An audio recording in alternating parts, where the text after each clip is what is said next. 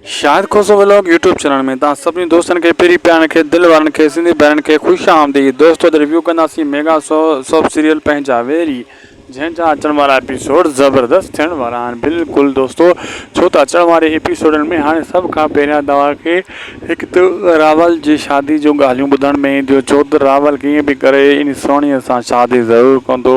ऐं अचण वारे एपिसोडनि में अकबर खान रावल जो ढींगो ढेरी करण जे लाइ जेके तयारी कयूं वेठो आहे, उन में शेरल वारा मुराद वारा थी सघे थो मतां नाकाम थियनि या कामयाबु थिया त ड्रामो ख़तमु थी वेंदो, नाकाम थिया त हिते जेको आहे धेड़ो अॻिते वधी वेंदो। ऐं जाबर त मंसूर खान जो ढींगो ढेरी करण जे लाइ पंहिंजो जार विछाए छॾियो आहे।